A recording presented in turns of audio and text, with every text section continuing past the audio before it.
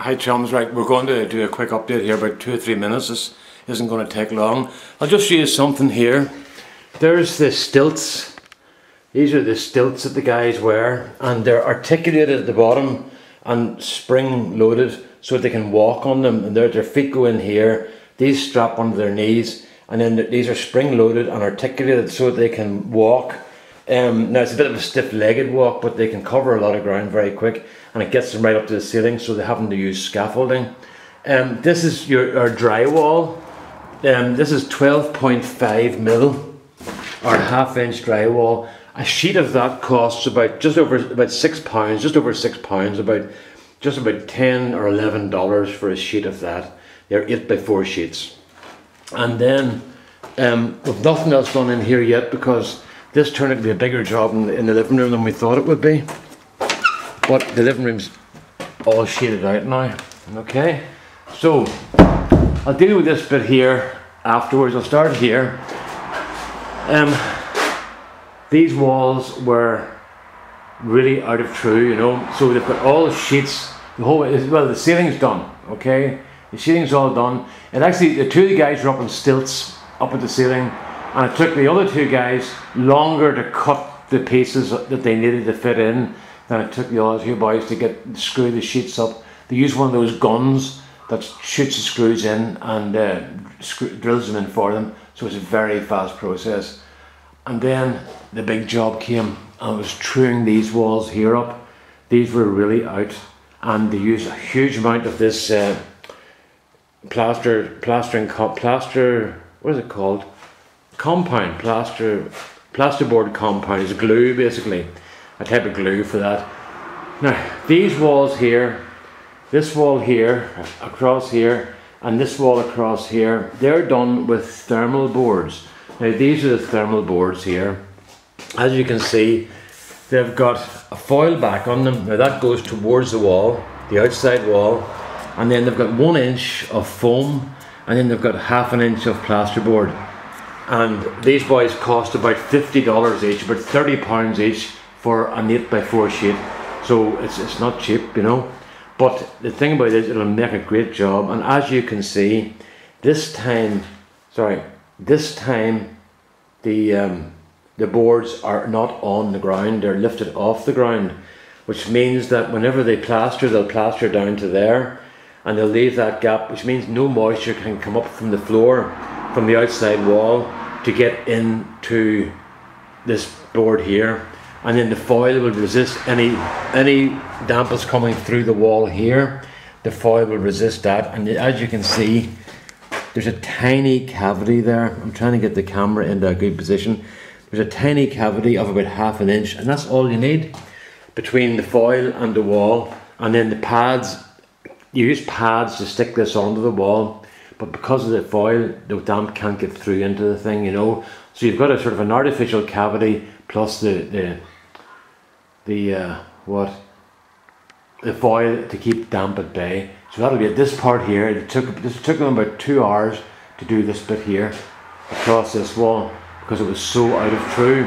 And the problem with it is, if they square the wall here, it has to be squared to every other wall and the ceiling and the floor. So that was the problem. The wall kind of, if I go over here and explain what happened, the wall here went in like this. The wall went up in like that there. It bowed in at the top. So they had to fill this right out, to bring it out square with this. Then they had to square it with the floor and the ceiling and this, and come across square as well. So it was quite a big job, you know. But there you can see it again. You can see the way the little cavity works there, where my finger's in the cavity now. And you've got the foil at the back, then you've got the insulation, then you've got the plasterboard or drywall, as you Westerners prefer to call it over in America. So that's basically it. The chimney has been squared off with plasterboard as well. This whole room just looked like something a drunk man had plastered. It was so bad. And we didn't want to pull the fireplace out. I showed you the fireplace before. That's a very old fireplace from probably around about the 1920s or 30s. It's probably put in here when the house was built. So we want to keep that there. It mightn't have been actually, it might be put in later.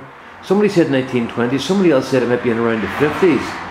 because because of the style of it, and they might have done that as an improvement to the house. But whatever it is, we're going to keep it because we like it. There's just there's a couple of tiles chipped over here, but we'll get that sorted out some way or other. We'll get blend in some way. So that's where we are, folks. Now I want you to show you the mess they made when they finished. Now these boys have been cutting boards outside all day, and it's just been hectic here. And as you can see, look at the grounds. Nothing, no debris, no mess, no nothing. These are these are more sheets they're going to be used next week.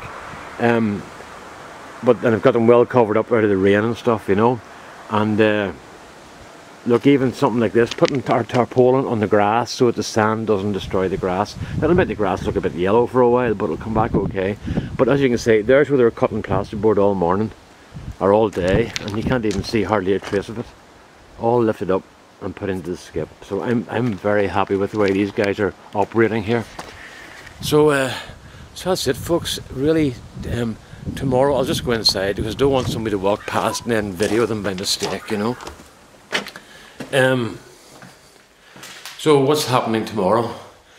Tomorrow there's one man coming with a labourer, and they're going to set out the more rules, and they're going to put in boards for spouting and gutters, and they're going to build a wee roof over one of the toilets that they had to go in there, and basically set everything up for the guys coming back on Tuesday. There'll be nobody here Monday, but they're coming back on Tuesday, so they'll be back. And it doesn't matter what the weather's like. If it's good to be outside, if it's bad to be inside. So that's one of the good parts, is we're not kind of dependent on the weather too much, because it's pretty crappy at the moment, to tell you the truth, you know. So that's it, folks. That's where we are, and I just wanted to show you that because a lot of people weren't too sure what I meant by the thermal boards. But as you can see, there it is, and there it is, an ad for Kingspan. I'll just turn the camera over. Kingspan. That's just made only about 7 miles from here, and it's famous all over the UK and Ireland for its quality, and everybody loves it. Anybody who's put that into their house says it is the best thing they've ever done in an old house, and it also pushes up your thermal insulation hugely. So that's where we are. Okay, so I'm not going to make you look at a board to say goodbye. That's it. I'm going to go in here now. I was up seeing my mate Michael today, and that was really good fun, just to get away from here for a few hours. And he showed me a lathe on eBay. So basically a Powermatic lathe, a Jet 3520 or whatever it is, 3520, 3220. It's a Powermatic lathe. It's a white Powermatic, and it's on for good money. Somebody sent it back, and they're putting it up on auction on eBay now, and I'm very tempted, but I don't know what to do. You know, it's £1,200, about $2,000, and the thousands of dollars aren't easy to come by at the moment, because this job has really taken grown legs and started running a lot faster than we thought it would.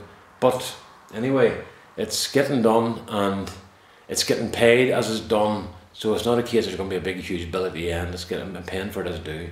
So that's about the best way to do it. So anyway, I don't know about lathes.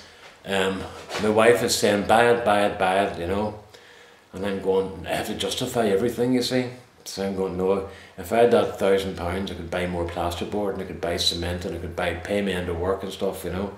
But we'll see anyway. I don't know what to do. I don't need a lathe, so I'm not going to lose any sleep over it. But I will lose sleep over it, honest to God I will, because it's a really super lathe, you know. Anyway, that's it. Okay, all the best now. Bye bye.